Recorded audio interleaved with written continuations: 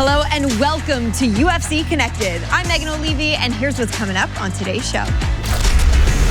Benoit Saint-Denis details the transition from fighting in the French Special Forces to a career inside the Octagon. After 5 years in Spec Ops, I was looking for my own adventure. My goal was to become the best warrior and the best version of myself. Kevin Holland explains how verbal warfare can be used as ammunition both inside and outside the fight. I like to have casual conversations with my opponent in there, because it's just simply me having a good time. That was new from video. A little better, right, DC? Oh my goodness, she's talking over here. And Meatball Molly McCann lists her top 5 spinning KOs of all time. It's just a special thing to land because people can try their whole lives to get a finish. That's that picturesque when you can't get it, but your girl did.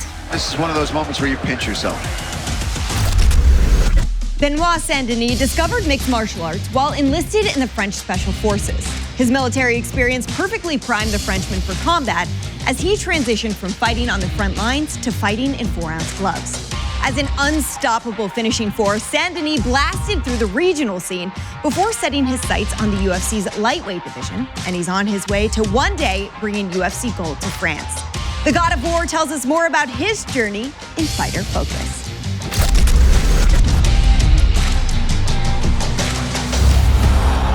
Seek and destroy Benoit Saint-Denis. 5 years in French Special Forces, and he started training in MMA in 2017 to be a better SAS operator. Now he's on top of the world. Ready to fight? Let's go! I think this guy has all the potential in the world. He's got a special quality and a real killer instinct.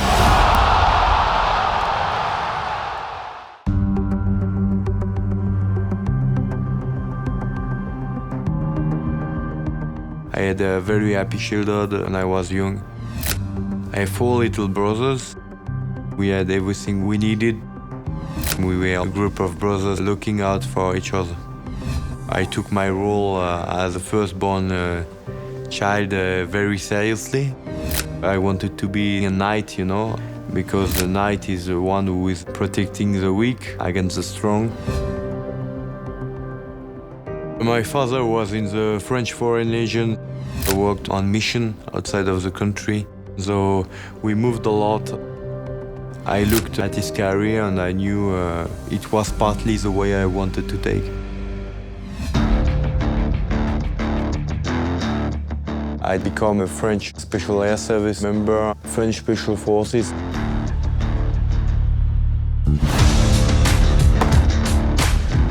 Mostly what I did was counter-terrorism on the sub-Saharan band against Boko Haram and a couple of different branches of Islamic State. I did protection of high-value personalities like the president, ministers, generals in a lot of different countries in Africa. Also, I did a lot of sensitive site exploitation, which is having a fast collect of the information you have on the ground to try to directly use it to have another action in the night. I worked my ass off so I could be successful in it.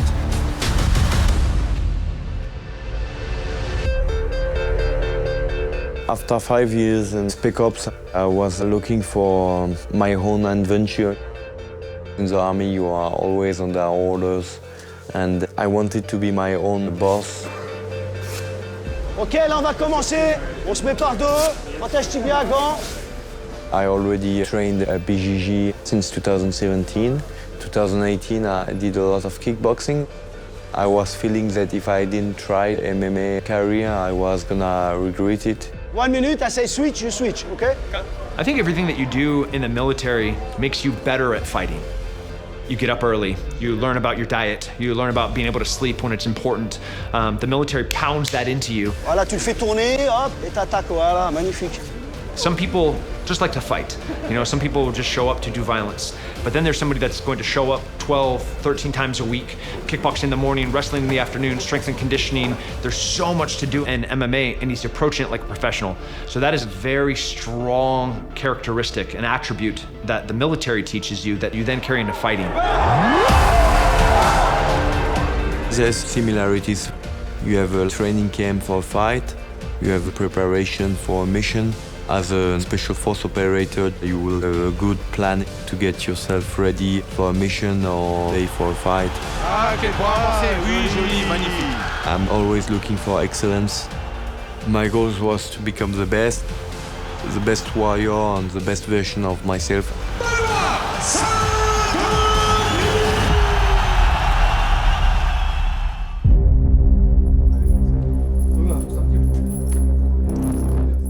Before UFC, I was 8-0.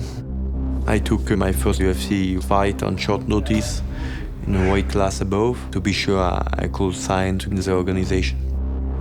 Genou, rapide, allez, encore. And also nobody wanted to fight the guy, so let's go.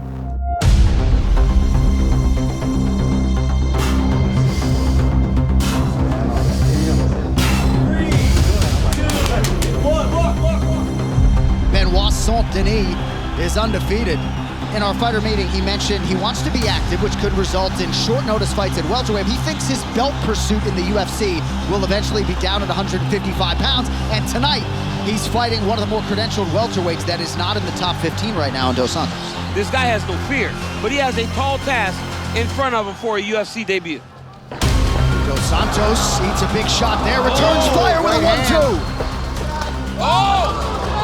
It was a good fight, a tough fight. Beautiful swing. Oh, another knee! But Saint-Denis fighting back. Wow, he is tough. Oh my God. Special forces in France. This guy's as tough as they come. I lost by decision.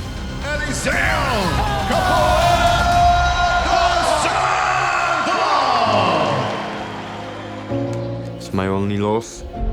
I have so much respect for Saint-Denis. You think he's going to give up? He's not. Ever. Le goût de la défaite, il aime pas. Et là, Benoît, lui, c'est les jeunes loups. Et il a tout approuvé et il va aller chercher. Here's Benoit Saint-Denis making the walk for his second UFC appearance, but this will be the first time he fights in the UFC with what amounts to a full training camp. Against top opposition, you have to be at a weight that is similar. So we took the decision to continue at lightweight. He believes he's going to realize a lot of success at lightweight, and that is where he competes tonight. The first fight after a loss, it's never easy to bounce back, but I was ready, I was in shape. It's getting tight now, that's behind his head. There's the tap! Benoit Saint-Denis!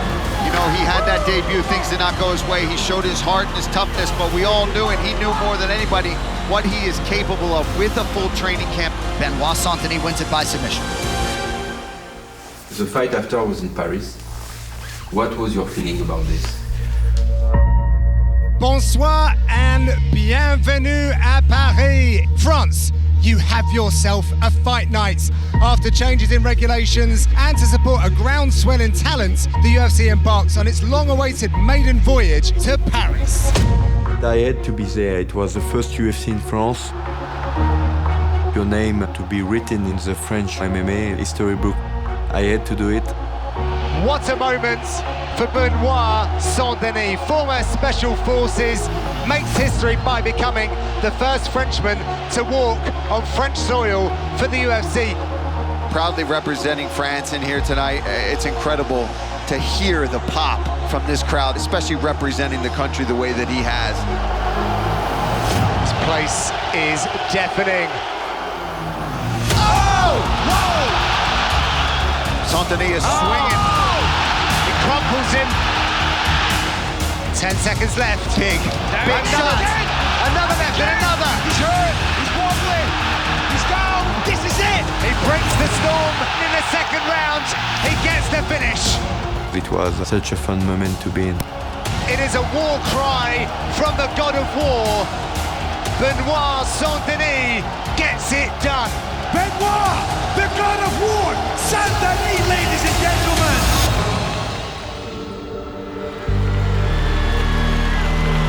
This man has something you're either born with or you don't. He is a fighter. I'm starting to feel very confident and loose in the octagon.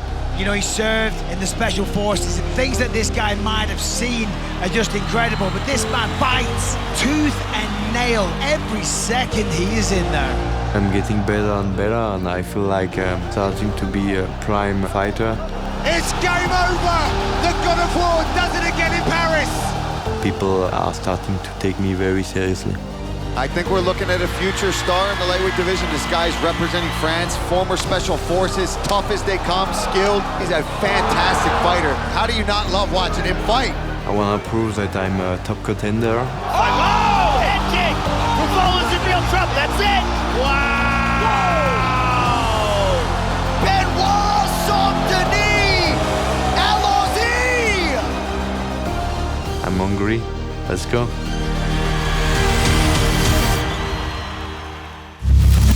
UFC middleweight Kevin Holland has solidified his status as one of the UFC's top trash talkers.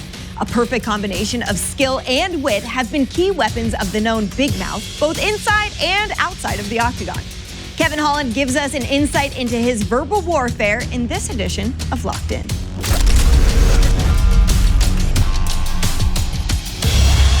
Look at this. He is talking all kinds of crap. Talking a lot of smack. Shut your bitch ass up. I say you can talk. When I knock people out, they don't move. Who the is that guy? There's no other way to get to know somebody than to express words. Holland's talking that trash. Sometimes physical blows, but that's not always necessary. Tell me when the shot's coming, brother. He's keeping it fun. Damn, bro, how much pressure you putting on me?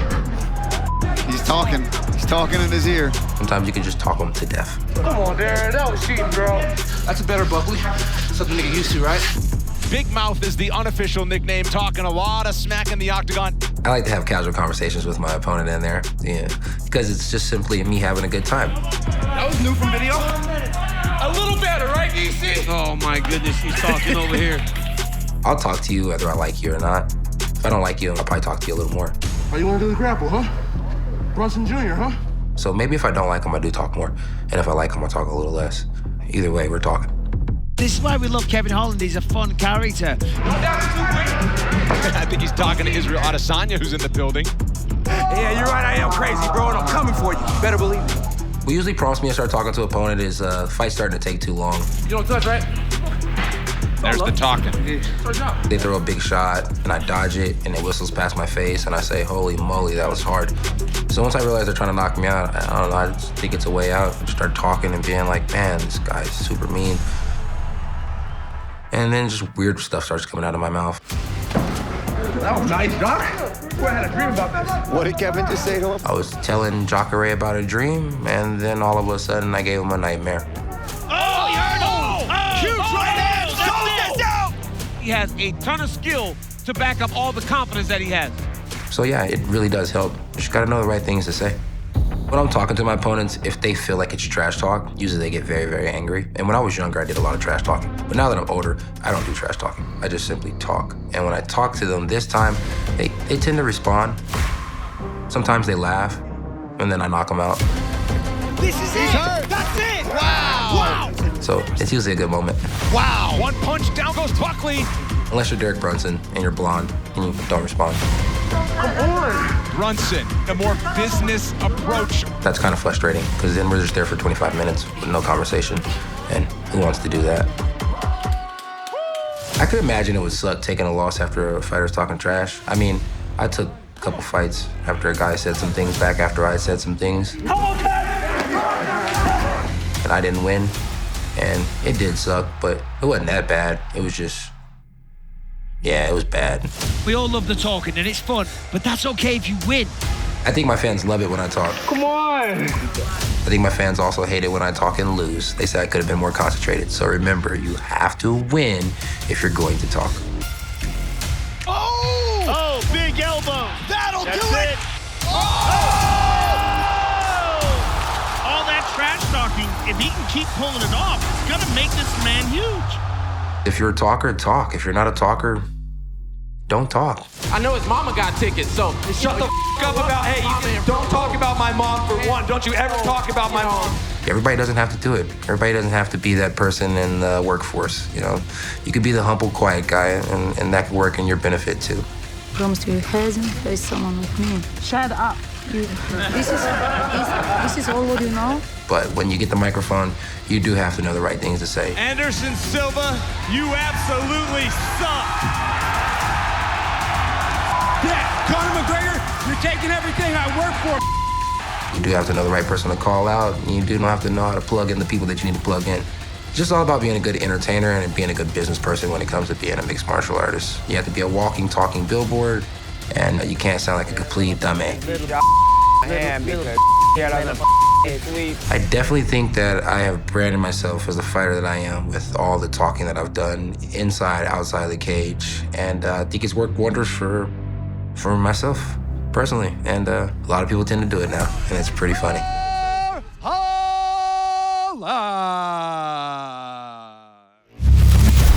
The mix of skill, creativity, and timing have to all perfectly align in order to pull off a spinning KO, which makes it a rare and electrifying spectacle.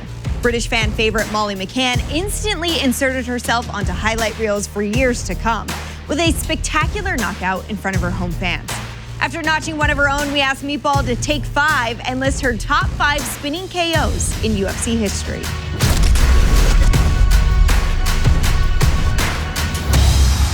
Here is Meatball Molly McCann.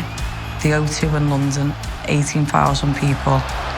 I landed a spinning KO against Luana Carolina. Oh, and spinning elbow KO for Meatball Molly. I was just like, Unbelievable moment to Meatball Molly. it's just a special thing to land because people can try their whole lives to get a finish. That's that picturesque when they can't get it, but your girl did. This is one of those moments where you pinch yourself. Oh, it connected, that's it! Oh, and a spinning heel kick. Boom! Tremendous amount of power. I think the MMA community love watching a spinning KO because normally you're getting sent to the shadow round. Spin, and he got him. Wheel kick KO. It takes a lot of courage and balls to throw something like that in a fight when the fight could be going the other way and then you just absolutely sprinkle some magic on it. Oh, big one to the body. Oh, he's hurt him good. Spinning back kick to the body. But you can't force a spin and finish. When it presents itself, you have to throw it, and if you miss, you can get caught. But if you land, it's a good night. He got him. Oh, my goodness.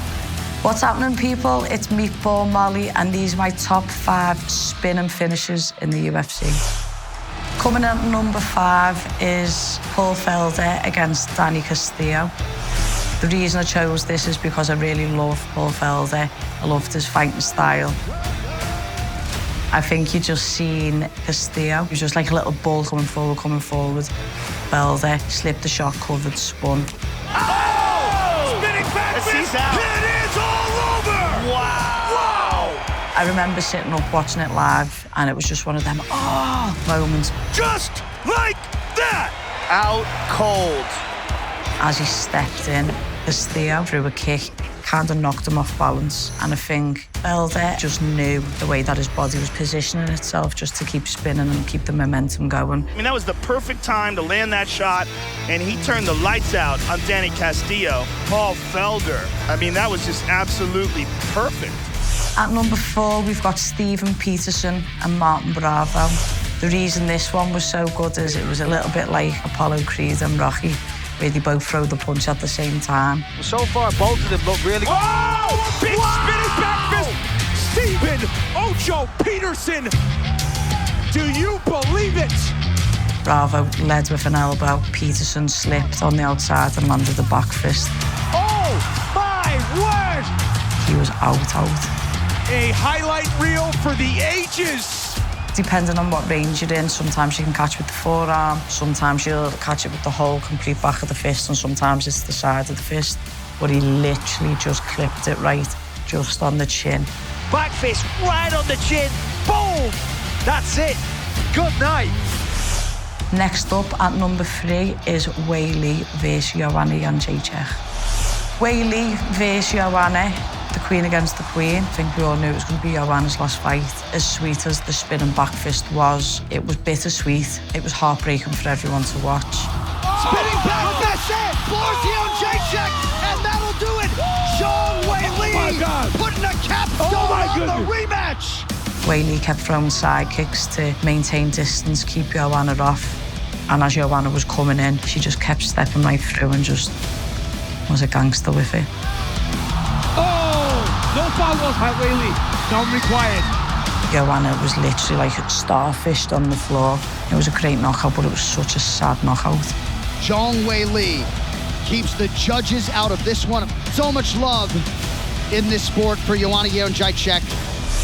Next up at number 2 is Jiří Procházka versus Dominic Reyes. Jiří was really doing a good job of pressuring Reyes, keeping him against the cage. As he gets him there, there's a little exchange. You can see Dom's a little bit hurt. And then as Dom's covering, he comes across and then just completely commits and spins.